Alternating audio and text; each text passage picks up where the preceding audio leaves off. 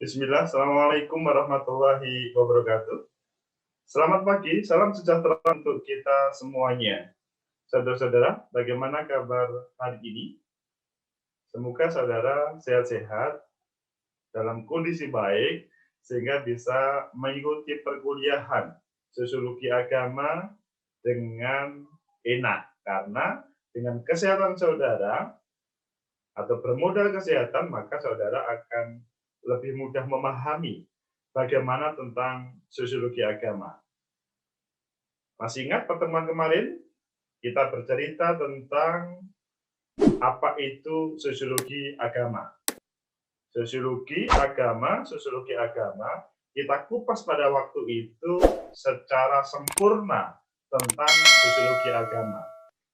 Hari ini sebagai pertemuan kedua, kita akan mengupas tentang sejarah sosiologi agama di era klasik, modern, dan kontemporer. Jadi, saudara harus mengikuti dengan baik, supaya apa sih perbedaan antara perkembangan agama dan dilanjut dengan sosiologi agama pada klasik, modern, dan kontemporer. Dan siapa tokoh-tokohnya, dan yang lebih penting lagi adalah bagaimana perkembangan sosiologi agama sampai kontemporer hari ini. Apakah lebih baik, lebih maju, atau lebih mundur? Ini sebuah problem yang harus saudara hadapi dan pecahkan terkait dengan fenomena kehidupan beragama oleh manusia yang beragam pola pikir dan keyakinannya. Ayo kita lihat di paparan, kita lihat di PPT.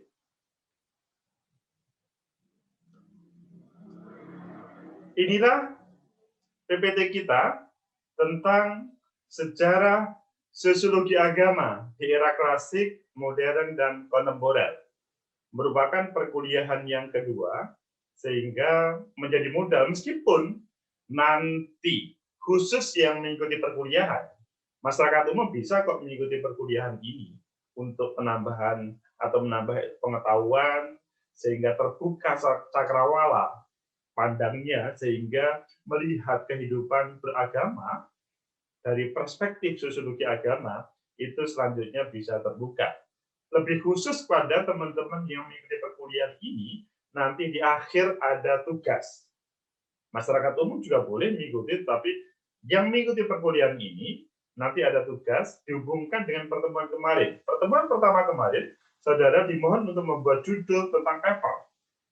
Satu tema tentang sosiologi agama berdasarkan dengan kelas saudara.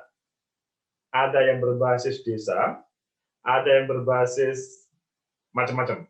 Nanti pada kesempatan ini kita akan mengembangkan tentang abstrak, yaitu untuk menunjang kelengkapan dari paper saudara sebelum disubmit ke jurnal yang menjadi tujuan submit saudara. Oke, kita kembali kepada tema dahulu sehingga nanti ini juga bisa menjadi modal bagi saudara semuanya di dalam membuat paper. Mungkin juga masuk di dalam abstrak nantinya. Sejarah sosiologi agama di era klasik, modern, dan kontemporer. Kita mulai dari review hari atau pertemuan pertama. Sosiologi agama, kita memahami sosiologi agama yang pada satu posisi agama mengarahkan kepada doktrin, truth claim, kebenaran, klaim kebenaran. Kalau berbicara sosiologi, relatif tidak ada yang salah, semuanya benar, tergantung perspektif mana yang dipakai. Jadi kalau berbicara sosiologi itu tidak ada kata yang benar, maksudnya tidak ada yang kata salah. Terbaik, manual. Tidak ada yang salah, semua sosiologi di dalam sosiologi itu benar semuanya, tergantung siapa yang melihatnya. Adapun ada kelompok yang berbeda cara memandangnya, meresponnya, selanjutnya sains menjadi kata sambung di antara mereka semuanya. Kalau di dalam agama, selanjutnya ada perspektif baru ketika dihubungkan dengan sosiologi, ketika ada heterogenitas. Begitu juga tentang terkait dengan dalam ilmu, maksudnya di sosiologi, maka ada ilmu baru. Jadi, menarik kalau kita lanjutkan untuk pertemuan kedua untuk melihat bagaimana peran para tokoh atau pemahaman pada klasik, modern, dan kontemporer. Keberadaan sosiologi agama untuk mencari sejarah atau sosiologi agama tersebut. Emil Durkheim dalam buku yang berjudul The Elementary Form of the Elementary Form of Religious Life pada tahun 1961, Emil Durkheim berusaha memasukkan aneka agama dalam bentuk kesatuan bangsa. Jadi Emil Durkheim, bukan Emil Pak Wagub ya, ini Emil Durkheim. Durkheim dalam buku tersebut berusaha memasukkan aneka agama dalam bentuk kesatuan agama. Maksudnya ini, bahwa keberadaan agama-agama yang ada ketika mereka mengatakan yang paling benar atau mengatakan dirinya adalah menjadi yang benar, maka apa sih? Apakah tidak ada katalisator di antara agama-agama tersebut? Toh, apa yang dikerjakan oleh penganut agama, menurut Durkheim, itu menurut masing-masing benar semuanya kok. Kalau benar semuanya, ada sebuah pertanyaan, mengapa antara kelompok agama satu dengan yang lain, mereka berbeda pendapat dan menghasilkan konflik. Selanjutnya, menghasilkan pertumpahan darah. Mungkin saat ini, saudara tidak begitu melihat, tetapi di era lampau sering. Meskipun juga saat ini pun juga masih ada yang dengan tema keyakinan agamanya bertarung bahkan berperang atas nama agama dengan berangkat dari kebenaran masing-masing. Inilah yang kata Durkheim, mengapa mereka tidak bisa dicarikan titik temu. Padahal menurut Durkheim mereka bisa disatukan.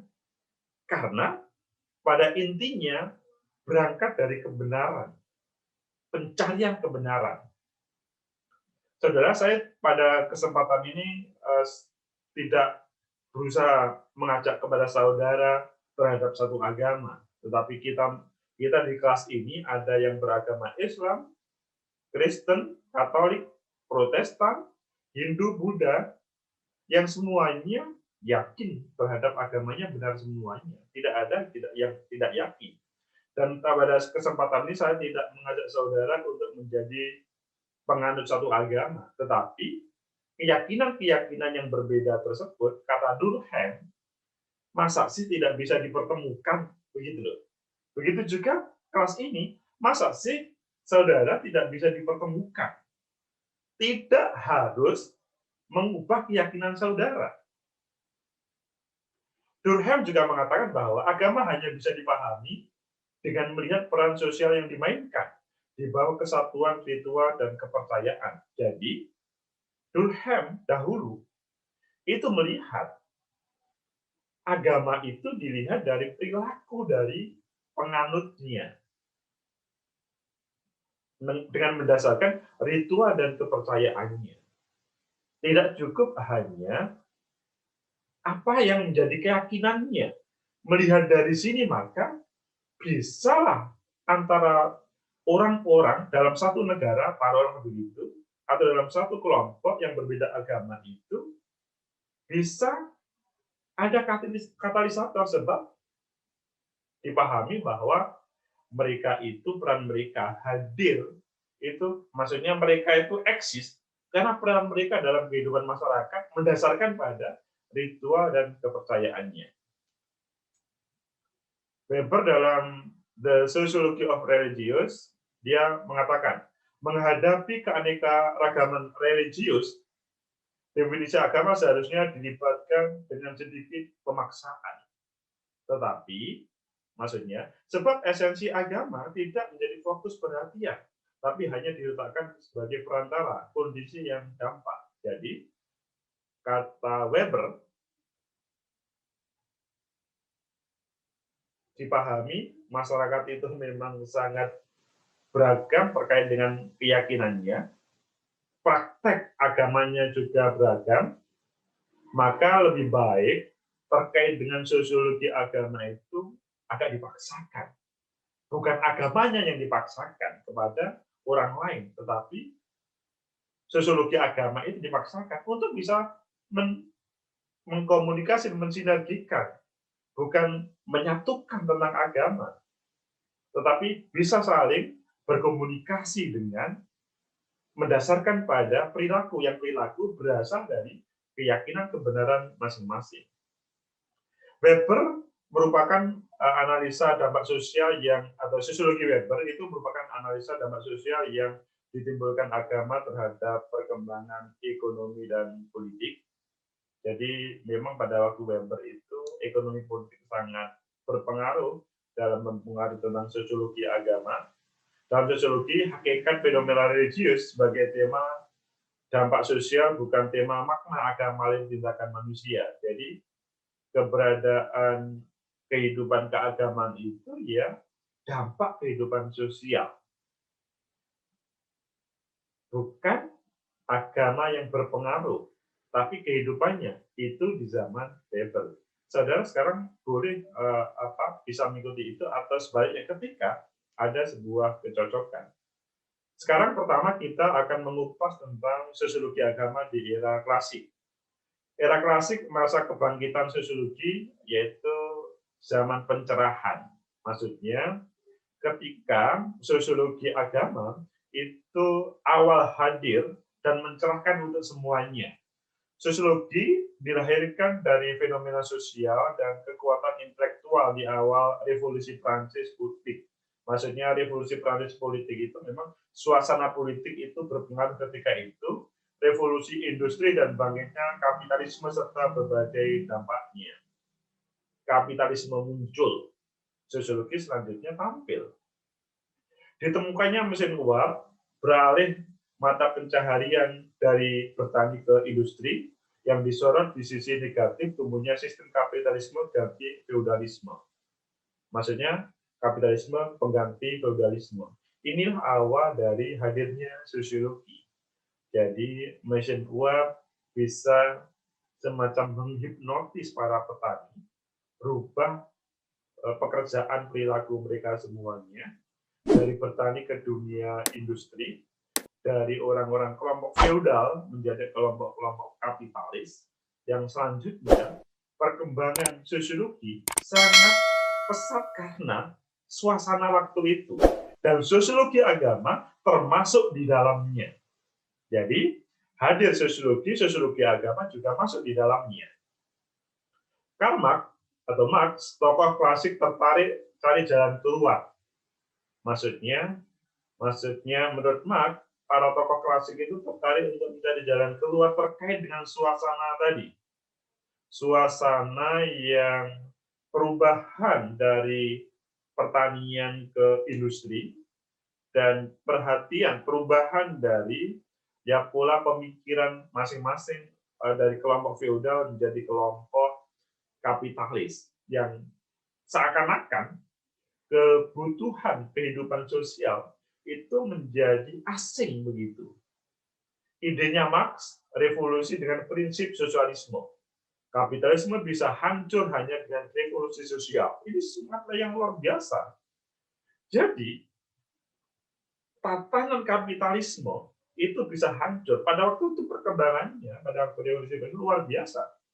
Tetapi, dengan revolusi sosial, perkembangan kapitalisme yang luar biasa, bahkan menjadikan manusia mengarah kepada robot yang selanjutnya tidak saling menghormati, etika kehidupan manusia itu sedikit banyak mulai ditinggalkan.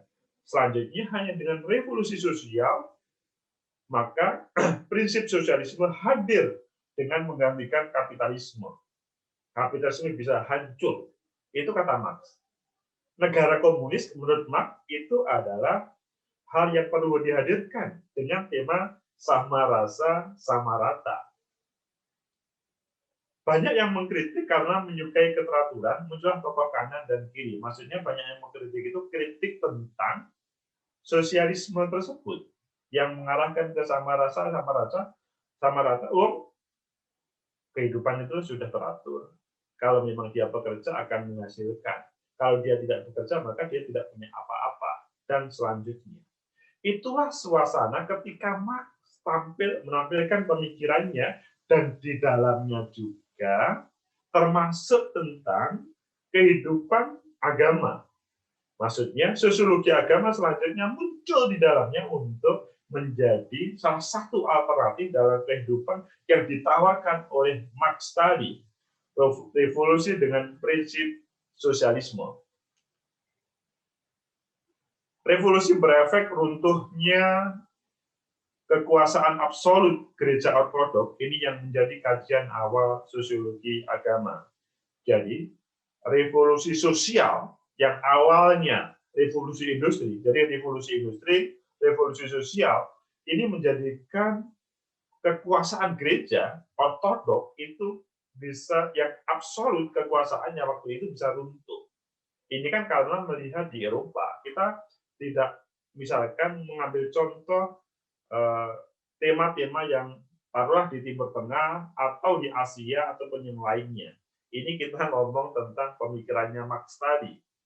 Jadi, revolusi industri, revolusi sosial berefek terhadap kekuasaan absolut gereja ortodoks, maksudnya kekuasaan agama itu selanjutnya juga bisa runtuh. Karena dia menjadikan agama sebagai alat politik dalam kekuasaan di dalam politik, maksudnya di dalam kehidupan politik.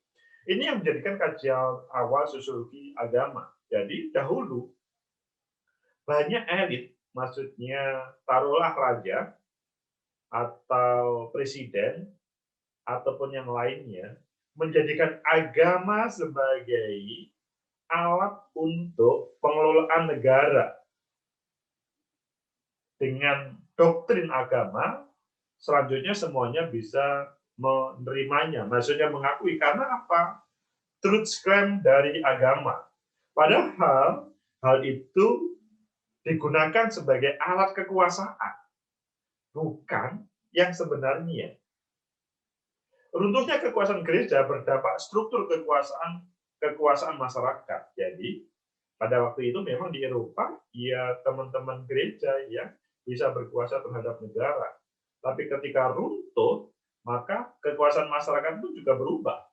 Otoritas agama yang sebelumnya sebagai hukum agama telah ditumbangkan. Jadi, berbasis agama, hukum yang berbasis agama, selanjutnya ditumbangkan. Karena apa?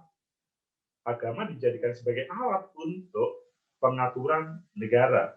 Meskipun di dalamnya itu adalah terjemahannya, bukan teks suci agama, tetapi ketika dibalikkan kepada agama, seakan-akan itu adalah dari agamanya. Itu terkait dengan di era klasik. Sekarang sosiologi agama di era modern. Jika era klasik kehidupan agama sangat dipengaruhi oleh filsafat, pada era modern tidak. Ini pada masa positivistik order, paham manusia, itu bisa paham manusia menyadari gejala alam terjadi karena adanya hukum-hukum alam, bukan karena dewa-dewa atau Tuhan-Tuhan. Maksudnya bahwa keberadaan hadirnya fenomena sosial, fenomena alam, itu ya bukan dipahami dari dewa atau Tuhan atau yang paling tinggi, tapi karena kata positivity content itu ya gejala alam biasa. Meskipun mereka ketika mempunyai keyakinan ada yakin terhadap Tuhan yang dipercayai, maka itu hal yang lain. Tetapi secara naluri, maksudnya secara alami, ya alam itu sebetulnya bergerak. Jadi tidak akan ada bencana ketika manusia tidak menggunduli hutan. Tidak ada banjir ketika misalkan selokan-selokan tidak dipenuhi dengan tanah atau tidak ada selokan yang mampet, maka tidak akan ada banjir. Tapi karena semuanya seakan-akan dibuat rapi, selokan ditutup semuanya, akhirnya banjir terjadi. Pemikiran manusia rasional memisahkan kehidupan agama dan kehidupan sehari-hari. Itu sosiologi agama di era modern. Jadi agama pada kehidupan sendiri, kemudian hal yang terkait dengan kehidupan sosiologis sehari-hari itu yang dijalaninya. Meskipun tidak semuanya memandang seperti itu. Ada yang tetap menyatukan agama dengan kehidupannya, tetapi tidak menjadikan agama sebagai alat negara. Sebab bentuk kekecewaan atas kungkungan agama yang menjelma menjadi kebijakan-kebijakan negara yang sifatnya otoritas di masa lalu, atau euforia memasuki era positivistik, jadi ilmiah, pasca runtuhnya otoritas agama. Era modern di sini ada yang ditampilkan adalah era positivistik atau era yang ilmiah, selalu mendasarkan pada sains, bukan pada keyakinan. Agama dipahami sebagai pelengkap, bukan sebagai yang utama. Jadi, dalam bahasa orang-orang yang modern, era modern, tanpa agama itu berjalan. Meskipun mereka juga menjalankan, meyakini tentang agamanya, tetapi bukan menjadikan itu sumber yang utama. Sumbernya adalah sains. Masyarakat religius dipandang unik dan eksotis. Dalam catatan bukunya di Turner, agama masyarakat religius dipandang unik dan eksotis. Kok bisa ya mereka beribadah? Kok bisa mereka menyembah Tuhan? Kok bisa? Itu dalam bahasanya Turner, unik dan eksotis. Saudara boleh setuju atau tidak, yang pasti ini terjadi. Jadi saya bercerita begini atau menyampaikan tentang era modern itu yang pernah terjadi pada waktu itu. Sekali lagi, ini bukan mengajak saudara ke pemahaman seperti ini. Nanti saudara di akhir akan paham sendiri. Kemudian sosiologi agama di era kontemporer, yaitu lebih fokus pada agama sebagai unsur masyarakat yang multikulturalisme dengan teori kritis dan postmodern. Ini yang selanjutnya saudara mengalaminya. Jadi, pada saat ini kehidupan agama yang menjadi poinnya adalah unsur masyarakat multikulturalisme itu menjadi perhatian penting. Bukan pada keyakinan yang harus diwajibkan pada orang lain. Sekali lagi, saudara sebagai umat beragama silahkan meyakini dan menjalankannya. Tetapi tidak harus dipaksakan kepada orang lain. Tapi bahwa dalam kehidupan bernegara, dalam kehidupan berkelompok, saudara harus bisa hidup bersama dengan mereka. Itu selanjutnya, masyarakat multikulturalisme itu penting dalam membangun peradaban pada saat ini dengan teori kritis dan postmodern. Carles Kimball dalam Kala Agama Menjadi Bencana, dalam bukunya Kala Agama Menjadi Bencana, ini menarik, judulnya sangat provokatif. Kala agama menjadi bencana. Sekali lagi, ini sebuah kritikan, tapi saudara boleh menjadikan ini referensi. Mengapa kok ada judul yang sangat mungkin bagi saudara nggak masuk akal, tapi ini berawal dari pemahaman Kimball. Ada hubungan antara agama, mentalitas massa, dan kejahatan terorganisasi.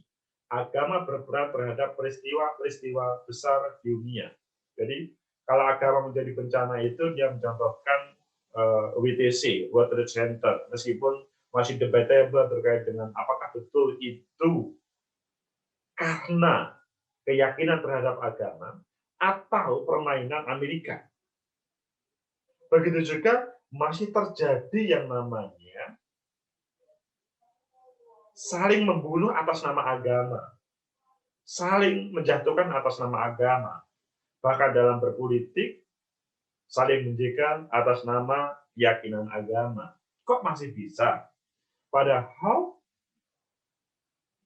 hidup taruhlah di Indonesia, mereka menjalankan agamanya masing-masing dengan keyakinan masing-masing tanpa harus melibatkan agama, itu bisa kok. Kita saling menghormati dengan multikulturalisme, itu bisa kok.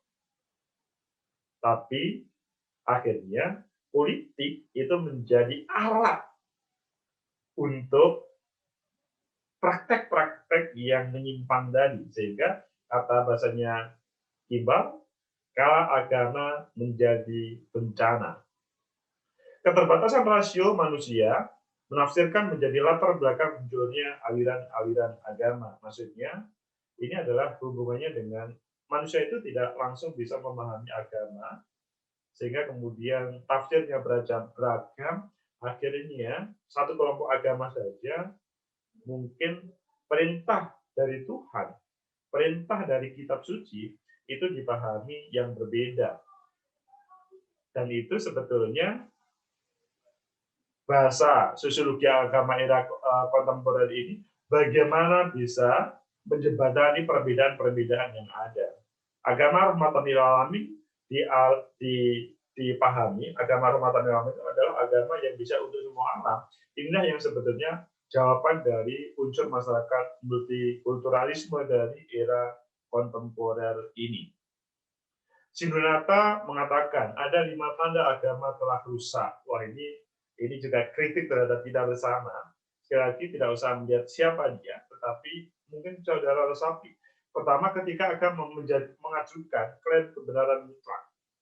Memang dipahami bahwa setiap agama menurut masing-masing adalah yang paling benar. Meskipun sejarah mungkin akan berbicara yang berbeda.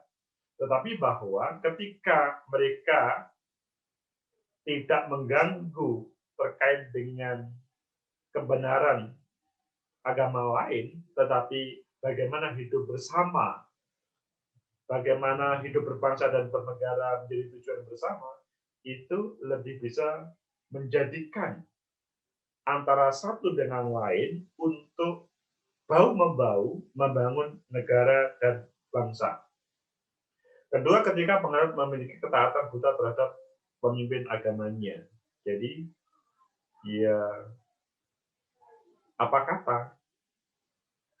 Ketika agama mulai merindukan kejayaan ideal dimanifestasikan terhadap pembentukan negara agama.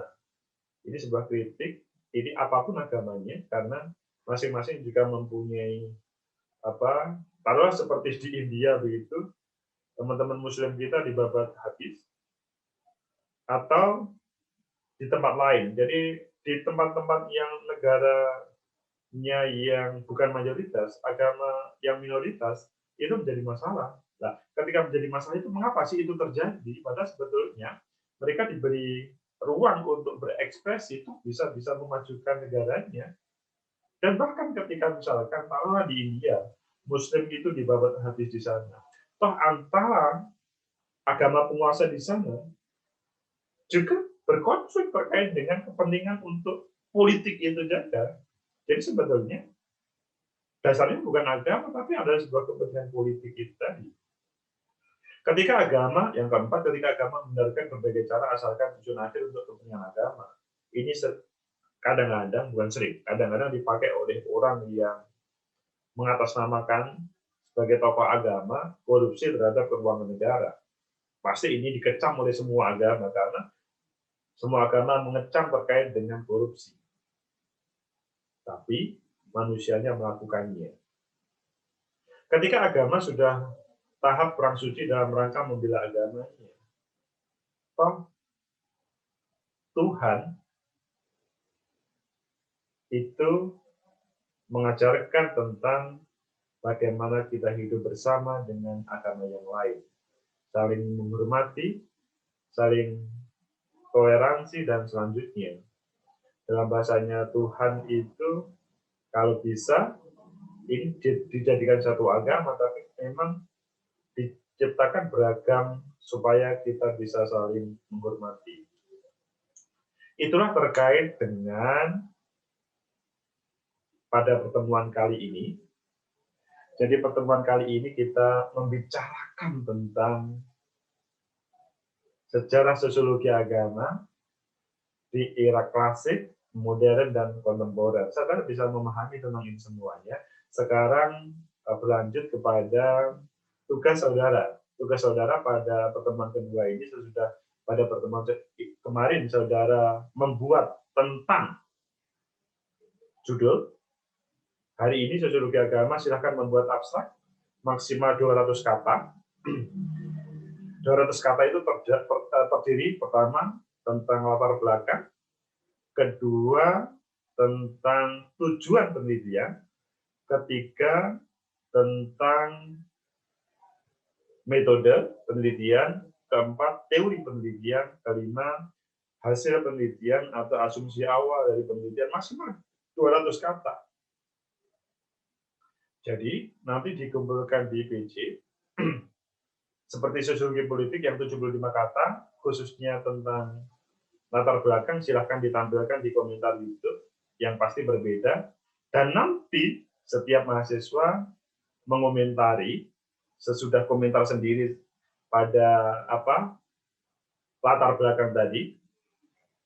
Selanjutnya nomor absen di bawahnya komentari nomor absen di atasnya tentang apakah sudah benar yang ditampilkan oleh yang bersangkutan atau mahasiswa di atasnya. Apakah sudah sesuai dengan judul pada pertemuan kemarin. Semoga ada manfaat. Ketemu minggu depan. Assalamualaikum warahmatullahi wabarakatuh.